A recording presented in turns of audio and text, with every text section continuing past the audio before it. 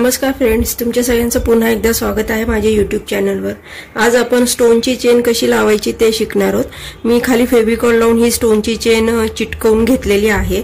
आता आपण ती थ्रेडनी कशी फिक्स करायची ते पाहणार आहोत। जेव्हा आपण नेकला ही स्टोनची चेन लावतो तेव्हा एका साइडला मणी असतात, त्याच्यानंतर आपण ही स्टोनची चेन लावतो त्यावेळेस आपण दोन्ही साइडला स्टिच नाही टाकू शकत, आपण एकाच साइडला स्टिच टाकून ती फिक्स करत असतो।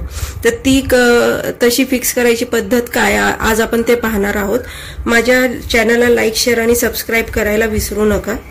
मी इथे ट्यूलिपची सुई घेतलेली आहे व साधा कॉटनचा थ्रेड घेतलीये ऑफ व्हाईट कलरचा।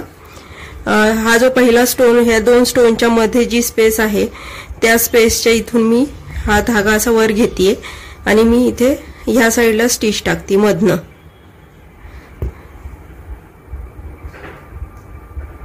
आता ही स्टिच टाकलेली आपण पुन्हा अशी मागे ओढून घेणार आहे या बाजूला व असंच आता आपण पुढच्या स्टोन जवळ जाणार आहे, पुढच्या दोन स्टोनच्या मधल्या गॅप मध्ये।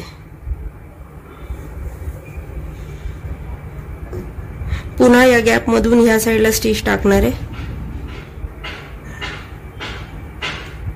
पुन्हा ही मागे ओढून घ्यायची, असंच पुन्हा पुढे जायचं। ही एका साइडनी स्टोन चेन पॅक करायची पद्धत झाली। आणि स्टोन चेन चिटकवतो का तर ती हलते जागेवरनं, त्यामुळे आपण आधी ती थोडी चिटकवून घेतो आणि त्याच्यानंतर स्टिच टाकतो।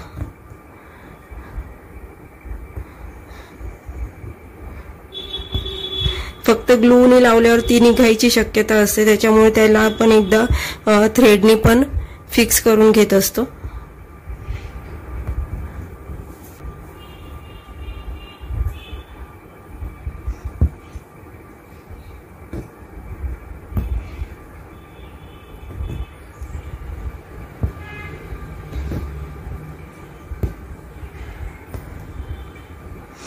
दोन पद्धतीने स्टोनची चेन फिक्स करता येते, आपण दुसरी पद्धत दुसऱ्या व्हिडिओमध्ये पाहणार आहोत।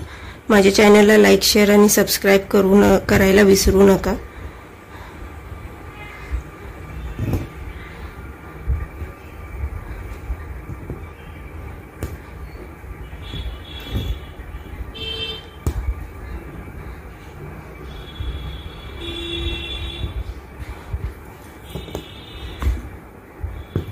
अशा पद्धतीने आपली स्टोन चेन फिक्स करून झालेली आहे। मी इथे थ्रेड लॉक करून घेणार आहे। भेटूया पुन्हा दुसऱ्या व्हिडिओमध्ये।